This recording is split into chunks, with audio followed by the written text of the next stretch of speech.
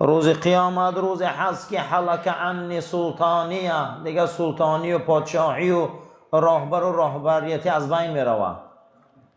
روز قیامت روز هست که الاخلاء بعضهم لبعض عدو، دوستا رو میبینه گریبان یکدیگر رو میقپن که تو سبب شدی که من در راه رفتم. روز قیامت روز هست که ما خودمان نامه اعمال خودمان رو میخونیم و خودمان حکم براریم. روز قیامت روز هست که آدم سودیه خود شد، هیچ کس در اوجا سودیه نیست. کتاب دمه بیارن در دست میتین، همه مانده میخونیم و حکمان خمون میبراریم. معلوم بود است که خوب خدا تمام کارهای ما را مدرک خطی فکت و دلیلش خطی اثبات میکرده. روز قیامت روز هست که همه ما خودمان حکم میکنیم، حسابات میتیم. در آن روز هیچ کس از جزایی که میبینه شکایت کرده نمیتونه. روز قیامت روز هست که ثوابا را میبیارن، قطعی گناه ها وزن میکشن. ثوابای بوده است که یکی از اونها توحیدی به خدا بوده که کلمه لا اله الا الله و محمد رسول الله ترازوی تمامی آن روز نیکیش این کلمه پر میکرده. هر کسی که لا اله الا الله گوه، هر کسی لا اله الا الله قد زندگی کنه، هر کسی لا اله الا الله قد از دنیا گذره، جای او جنت ہے. رسول اکرم صلی الله علیه و سلم فرمودند من قال آخر کلماته لا اله الا الله، هر کسی گوید که از همون کلمه ها آخران کلمش همین باشه و از دنیا گذره که لا اله الا الله محمد رسول الله، دخل الجنه، جای این جنت ہے. این کلمه کلمه توحید ہے. این کلمه هست که بلا قامتی لات بشکست و خورد، بلا قامتی لات بشکست و خورد، به اعزاز دین آب عزا ببرد، نه از لات و عزا برآورد گرد، که تورات و انجیل منسوخ کرد. کلمه لا اله الا الله قطعی تمامی بتای عرب بزانو زدن. کلمه لا اله الا الله قطعی نه لات ماند، نه عزا، نه اوبل ماند، نه منات، تمامی او بتها در پیش لا اله الا الله بزانو زدن. عزت دین کلمه لا اله الا الله ہے. آبروی ما مسلمان ها لا اله الا الله ہے. لا اله الا الله از این قرتقا برآمد، از این زبان ها برآمد، هزارها هزار خطره را جمع کرد، دریا کرد، از این دریا بحر شد، از این بحر اقیانوس ها به میان آمد. امروز نامش اسلام ہے. این همش برکه کلمه توحید ہے. لا اله الا الله محمد رسول الله. گرچه رفت از دست ما تیغ و نگین، گرچه رفت از دست ما تیغ و نگین، ما گدایان را به چشمی کم مبین. حضرت علامه اقبال لاهوری در پیغام شرقش میبیاره که امروز اگه مگه از دست مسلمان ها سلطانی و سیاست و قدرت رفت، ما امروز در چشم مردم رنگ گدا میتابیم. گرچه رفت از دست ما تیغ و نگین، ما گدایان را به چشمی کم مبین. امروز ما گدا میتابیم، مگه ما این نیستیم؟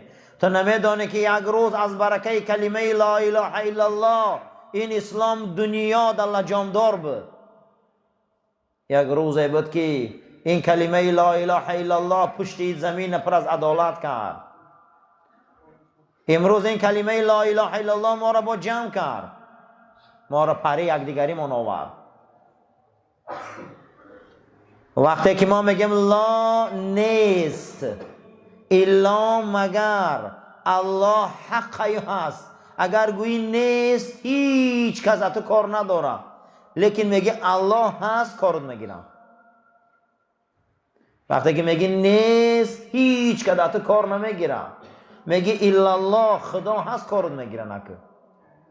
خدا هست، الله هست، او قانون داره، او نظام داره، او برنامه داره.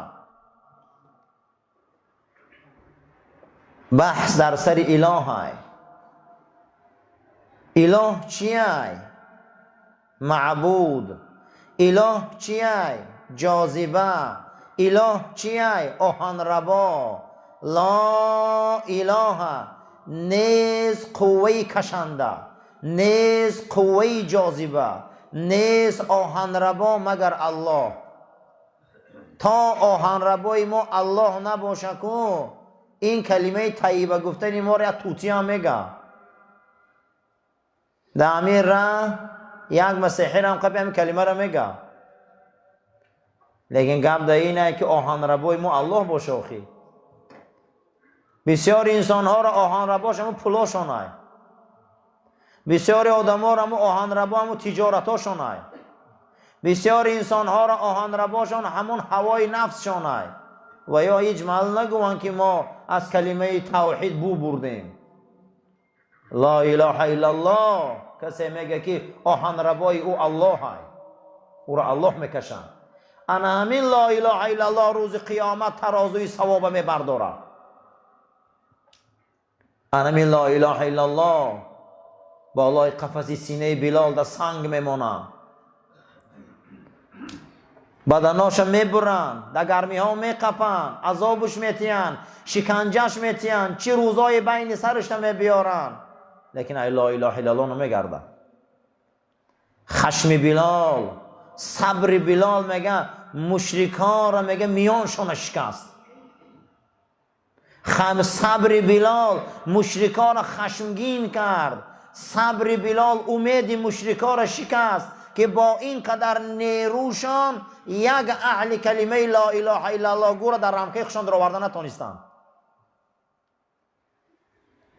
روز قیامت جناب پیغمبر حدیثی بطاقه را روایت کردند که کلمه لا اله الا الله محمد رسول الله ترازوی خدا را وزبین میکنه. اگر این دنیا را با تمام بزرگیش در او ترازو مانن نمیغنجه، او ترازوی دنیا را میغنجه، نمیخه ترازوی کلانه. اما لا اله الا الله محمد رسول الله مخلصانه باشه همو ترازو را پر میکنه. ما اهل توحیدیم، ما میوه توحیدیم، ما هممون از این کلمه آب خوردیم، از این کلمه به دنیا آمدیم. اصلی دنیا همین کلمه ای. پیغمبر هیچ ای مشرکان نخواست، پیغمبر یگان چیز از مشرکان طلب نکرد، همین که گفت که لا اله الا الله محمد رسول الله گوه خلاص، من شما در کار ندارم دیگه. این نمی چه خواست، همین خچه خواهش کرد. اونها پیغمبر بازارها را براش محکم کردن، تجارت ها را محکم کردن، پیغمبرم کعبه را براش محکم کردن، نموندن شکی در مکه زندگی کنه. حتی 6 سال یا 8 سال رفته در بادیه زندگی کرد. بحث چی بود؟ گو لا اله الا الله گوی. روز قیامت این لا اله الا الله ترازو را وزبین میکرده. روز قیامت این لا اله الا الله الله را خشنود میکرده. روز قیامت این لا اله الا الله ما را جنت میبرده. کسی که آخری کلمش از این دنیا لا اله الا الله محمد رسول الله گوه و انسان هم جنت میدره. روز قیامت ترازو رو وزبین میکرده. دوم حسن الخلق. رسول اکرم صلی الله علیه و سلم فرمودند روز قیامت اخلاق شما را وزن میکنن، برابر دی ایمانتان و برابر دی نمازتان و برابر دی حج و زکاتان اخلاقای شما را وزن میکنن. اخلاق شما ترازو را وزبین میکنن، تربیه شما ترازو را وزبین میکنن. دومین چیزی که ترازو را روز قیامت وزبین میکرده این اخلاق نیک بده، اخلاق مسلمان بده. مسلمان باید اخلاق داشته باشه. مسلمان به تربیه هیچ کده در کار نیست. مسلمان به تربیه یگان انسان دا لازم نیست، برعکس برای اسلام ضرر. برعکس برای اسلام ضرری کلان مسلمان به تربیه. اخلاق روز قیامت ترازو را وزن میکنن. اما ما چقدر نسبت اخلاق به اهمیتیم؟ اما چقدر ما نسبت اخلاق به اهمیتیم؟ اخلاق برای ما یگان ارزش نداره امروز. سوره حجرات یعنی حجره ها. اصلا هر مسلمان میخواه که مسلمان شود تا به سوره حجرات زندگی نکنه ولی ایمانش کامل نیست. سوره حجرات این خاراکتریستیک مسلمان است. هر کسی به سوره حجرات زندگی نکنه و یا از اخلاق اسلامی بو نبرده. مردمان می بیاین از بادیه پیش مسجد رسول اکرم صلی الله علیه و سلم، پیغمبر در درون خانه‌اش نشسته، نام این سوره میگیره حجرات، حجره ها. پیغمبر چند حجره خانه داشتن. ای بیرون داد میزنن که ای محمد، ای محمد، برو این بر، برو این بر، ای محمد صلی الله علیه و سلم. با صدای بلندی بد اخلاقانشان و بی حرمتیشان آیه مبارکه قرآن سوره حجرات نازل می شود. یا ایها الذین آمنوا لا ترفعوا اصواتکم. ای مسلمان آوازاتون بلند نبراره اخی. ای آواز بلند برآوردن اگر برکت میوب همین خر میوب. نخواه مسلمان آوازش بلند باشه، نخواه مسلمان داد زنه، نخواه مسلمان صداش همه فهمه. لا ترفعوا اصواتکم فوق صوت نبی. پیش پیغمبری من به حرمتی نکنه. آوازاتون بلند نکنه پیش حبیبی من ده. صداهاتون بلند نکنه. این بد اخلاقی را نشان نده. بد اخلاقیاتون نکنه. شما به خبره که حبیطت اعمالهم، خدا میگه من عملاتون همش بیکار میکنم. آدم اگر در اسلام زنا کنه در یگان جاش آمده که عملاش بیکار میشه. در قرآن، در قرآن آمده که دزد عملاش بیکار میشه. اما در قرآن آمده که هر کسی بیهوده داد میزنه عملاش بیکار میشه. یعنی که بد اخلاق اسلام در کار نیست. بسیار نازکی کلانه. امروز ما این صداهای بلند و از این بد اخلاقی ها و یک آدم 50 آدم زدن و به سری آدم ها گروه بازی کردن با این مردم ها فخر میکنن. قسم به خدا با اینا ناز میکنن که ما هم خیلی مردمیم. اینا نمیدونن که یگان ثواب ندارن. اینا نمیدونن که جهنمی هم پگه.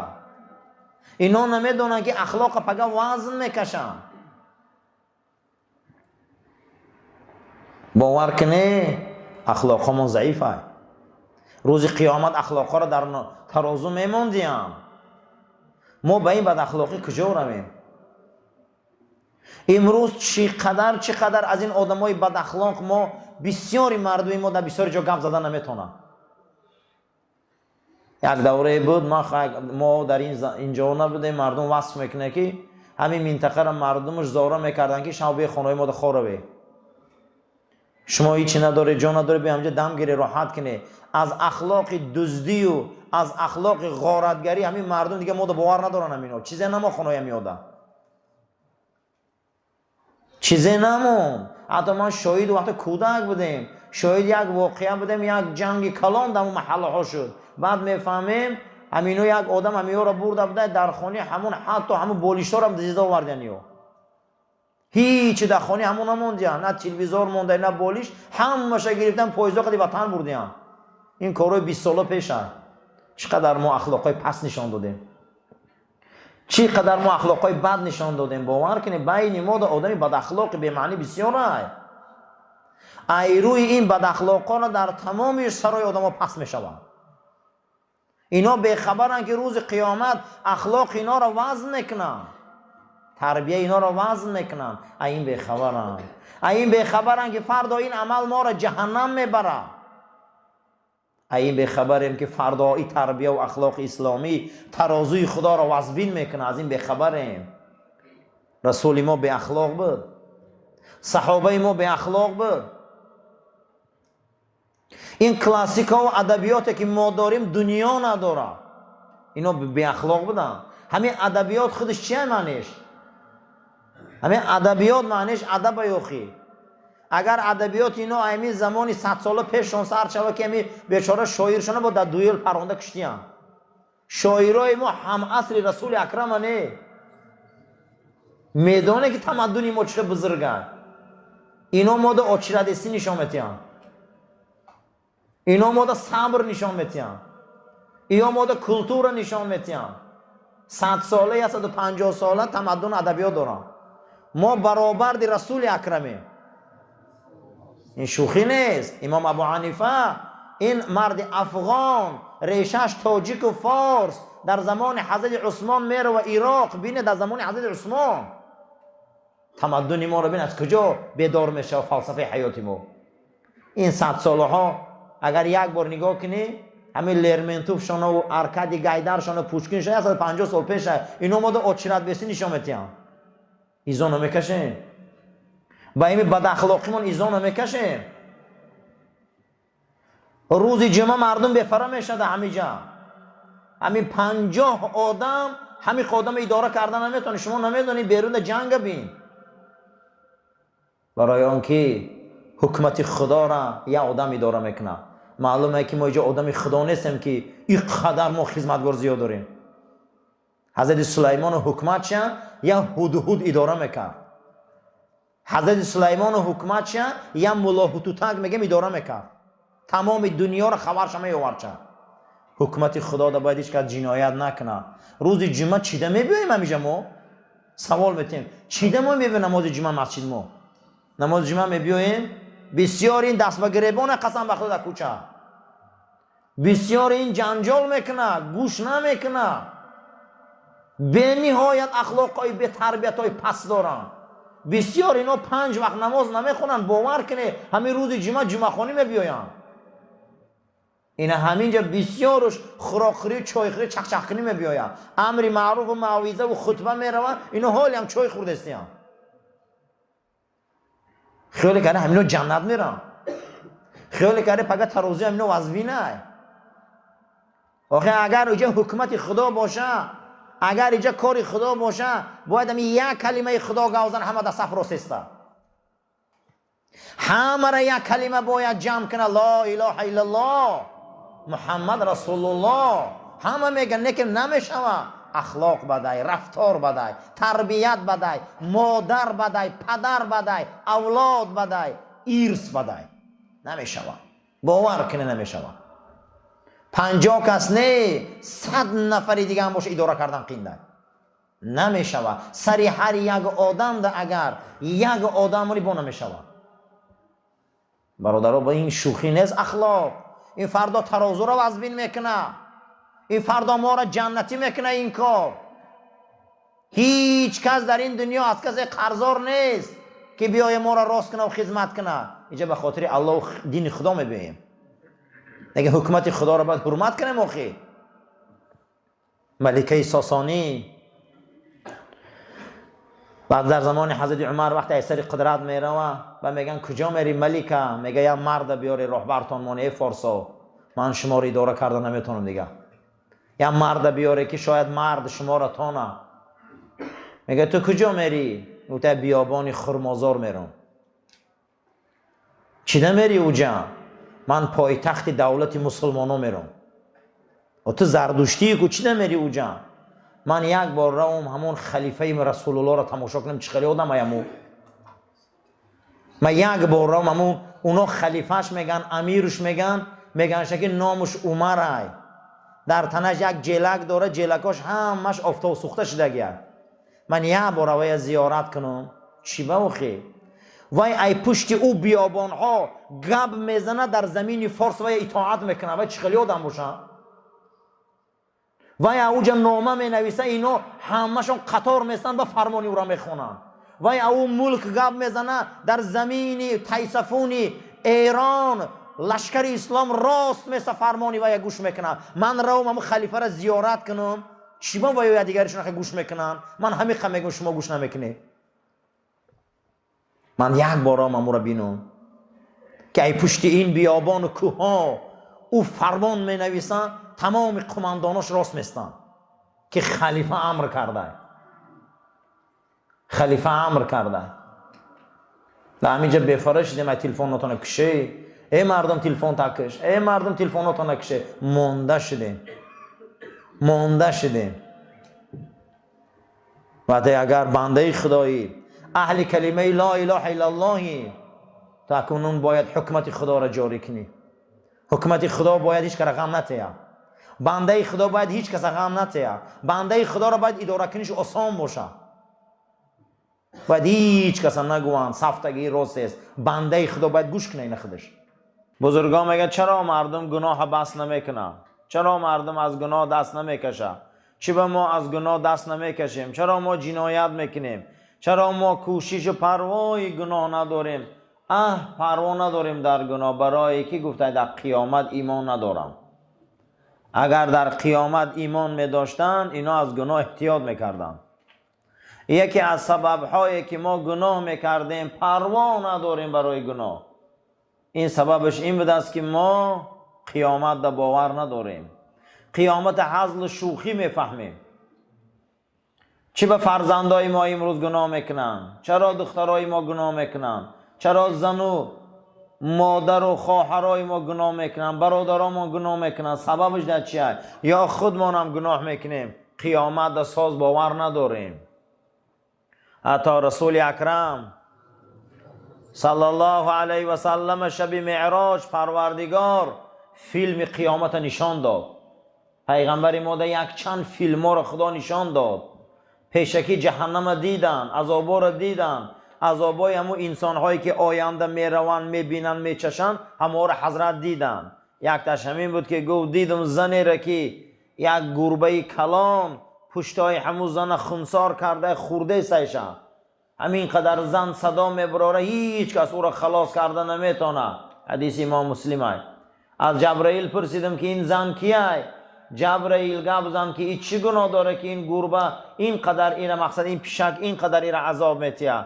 گو این زنی بود که همین پیشک در آشخانه ای گشنگی محکم کرد و پرتاف، این پیشک ای گشنگی مرد.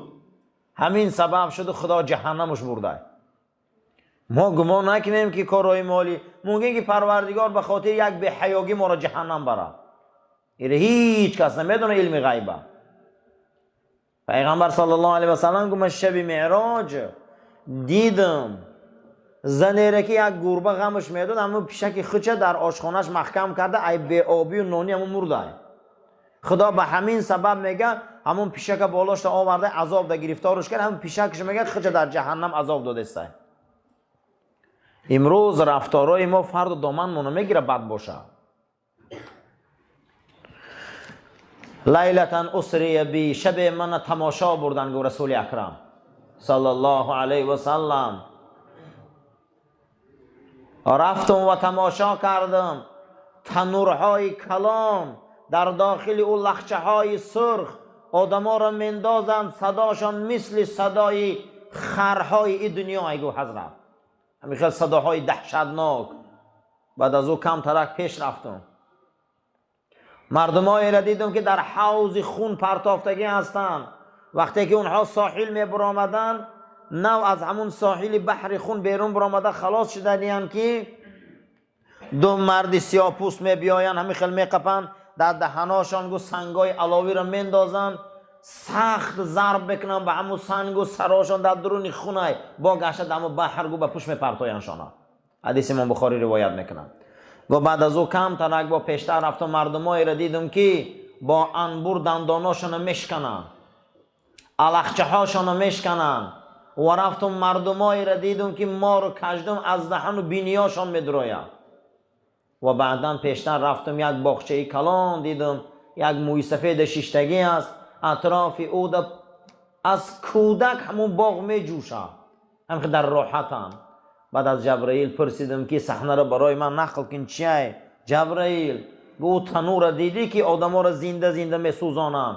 گو بله دیدم. گو اونها زناکارای امتن. بعد از او پیشتر رفتم گو حوض خونه دیدی؟ گفتم بله دیدم. گو اینا پرسنخورای امتن. بعد از او گو پیشتر رفتم که الخچه ها را میشکنن. گو اینا کیا هستن؟ گو اینا دروغگوهای امتن. کمتر پیشتر رفتم که دیدم که از دهن و بینی و از سوراخی های پیش عقب میگه ما رو کجنو میدرو. اینا کیا هستن؟ گو اینها زنای به حیا هم. اینها زنایی که نافرمانی شوهر کردن. اینها زنایی هستن که دنیا در بسیار سر جنایت بودن. بعد از اون میگه پیشتر رفتم دیدم که اون موی سفید کی بود؟ قدی کودکا. گو کودکای امتی تو بود که حالی به بلاغت رسیدگی نبودن، از دنیا گذشتن. وی موی سفید ابراهیم بابا تای. حضرت ابراهیم خلیل الرحمن رئیس کودکای امت رسول اکرم بوده. هر کودک از این دنیا در بلاغت از دنیا میگذره او پیش حضرت ابراهیم رفته. سردارشان ابراهیم خلیل الرحمن بوده است. بعد از او وقتی که حضرت فرامد زمین آمدن اون شب معراج، حضرت با گفتن که الکذاب لا امتی، دروغگو امتی من نیست. پیغمبر برای امت غمگینی میکنه، پیغمبر برای امت گریه میکنه، برای امت عمرش میگذرانه. با در این حدیث میگه که اینا امتی من نیستن. یک تاش کی بوده است؟ الکذاب لا امتی، گو دروغگو امتی من نیستن. الخچه های دروغگو را پگه میشکنن. الخچه هاشون میگه به ما انبورا شکسته سیان چی یک عذابی وزبینه. برای همین یکی از همون نشانه قیامت پیغمبر فیلمش تماشا کردن. فیلم قیامت حضرت دیدن. پیغمبر ما را بزرگیش بین که شب معراج شبی هست که پیغمبر در اکنون فیته و انا همون نمایش فیلمنامه روز قیامت و بعد قیامت نشان میتن رسول الله دا. جنت میدروین، دوزخ میدروین، این صحنه ها را میبینن. چه به ما امروز از جنایت دست نمیکشیدیم؟ برای که ما باور نداریم به قیامت. کسی قیامت دا باور داشته باشه که وای میترسه گناه کردن. اینه بین که یک زن یک گربه را گشنمان جهنم رفت. این حدیث صحیح بینیم. حتی رسول اکرم صلی الله علیه و سلم صحابه هاش روایت میکنن که میگه در عهد پیغمبر اگر یک تیمان نماز قضا میکردیم عیناً همین خیل ایمان داشتیم که همین بیگه از آسمان یگان بلا میبیه و پگه برای هلاک خودمان. میگه دقیقه به دقیقه تیاری میدیدیم برای این نماز قضاییش. صحابه یگان بار نماز قضا نکرده. صحابه در غزوه ها بود، صحابه در تجارت بود، صحابه روزی وزبی نگذران، صحابه لباس ندید، صحابه خوراک ساز ندید، پوشاک ساز ندید، لیکن نماز قضا نمیکرد. نماز قضا نمیکرد هیچ محل. برای همین هر یک من فکر کنیم که ما پگه قیامت داریم. قسم به خدا هر یکی ما قیامت داریم. از گور عریان مادرزاد میخیزیم در صحرای قیامت. این حدیث صحیح است که هر آدم عریان مادرزاد میخیز از قیامت. برای همین در شب معراج پیغمبر خدا دعا کرده که بدستیان پروردگارا امتی من مسخ نکن. مسخ چی را میگفتیان؟ امتای پیشتره اگر گناه میکردیان افتاشان به خر و خوک و میمون مبدل میشده. حتی رسول اکرم صلی الله علیه و سلم گفتگی بدستیان که این مارهایی را که شما میبینی عظیم و کلانن، این کژدمایی را که شما میبینی اینقدر زهر سمومی بدبخت دارن، اینا در اول جنها بودن که خدا اینها را به صورت مار و کژدم کرد. عذابشان آورد به همین افت شدن. امتای پیشتره به صورت میمون و خوک و خر میشدیان. شب معراج به خاطر ما پیغمبر دعا کرده بوده است که امتی مرا نکم خیل، امتی من همین خیل افشان در دنیا نکن، اینها را شرمسار نکن. اما امام نووی میگه اینها همش موقوف به قیامت میشن. یوم ینفخ فی الصور فتأتون افواجا. همین آیه مبارکه را تفسیر میکنه. به ابی سعید خدری میگه که پیغمبر خدا فرمود که روز قیامت وقتی در سور دمانده میشوند انسانها را گروه گروه قیامت میبیارند. گفتن چگونه ای حضرت؟ گفتن در اونجا شما مسخ شده ها را میبینی. در آن روز شما با میبینه که بسیاری آدمایی که در بین ما بوده خدا ما را او طایفه نگردانه و خرن خوگن و میمونن. حضرت گفت که پیش ای امام سجده نکنه که سر شما خر میشه. انا اونجا با میبینی. پای حضرت فرمودن که در پیش بوت کسی سجده میکنه سرش سری خر میشه. آن روز میبینیم. شب حضرت خواب میبینن که بالای منبر پیغمبر صلی الله علیه و سلم در میمونا برآمدیان. حدیث مناوی روایت میکنه حضرت از خواب میخیزن گریه میکنن و میگن نفهمیدیم تعبیر چه حضرت چیه این میمونا؟ برای چی این خواب شما دیده و گریه میکنه؟ که زمان میرسه که از منبری من مردمانی برآمد میکنن هی میمونگری میکنن. از این منبر گو میمونگری های کلام میخیزه فقط. کسی که از منبر رسول اکرم گپی قرآن و سنت نمیگه، پیروی رسول اکرم هم به جا نمیبیاره، میمون بازی و حقه بازی میکنه، او روز قیامت میمون میخیزه. پیغمبری را در خوابش دیده. ابن حجر هم میبیاره که پیغمبر خواب میبینه که یک سگ سیاه میگذشه در خوابش از پاش میخیزه. میگه در بین شما مردمی هست که نسل او در خاندان من هجوم میکنه. بعد 40 سال یزید فرزندای پیغمبر در شمشیر کشید. معلوم بود است که سگ فرزندی پلید بوده در خواب وقتی آدم در هجوم میکنه. دشمنی پلید بوده. و بین شما در مردمای هست که روز خاندان من در هجوم میکنه. کسی اولاد پیغمبر در هجوم میکنه، نسل رسول در هجوم میکنه، او سگای. برای همین عزیزا این خیلی گمان نکنیم که قیامت ده بسیاری ما به همین صورت هاییم. دعا کنیم که به همین صورت ها خیزیم. دعا کنیم که به همین خیزیم. خدای نکرده آن روز افلا یعلم اذا بعثر ما فی القبور و حصل ما فی الصدور. نمین آن چیزی که در تمام وجود شما بود آن روز میگه حصله میزنه رو میبرویا. ما نمیدونیم چی قدر حالی به کدام صورت ها به کدام افتا به کدام نمودا میخیزیم. برای همین شیخ عبدالقادر جیلانی را حضرت سعدی میبیاره که پرده های کعبه را میقبید گریه میکرد که خدایا روز قیامت شیخ جیلانی را کور ای خاک خیزان. میگن چوه شیخ دعا را میکنی؟ میگو آن روز چهره خمان نبینم که چه خیلیم.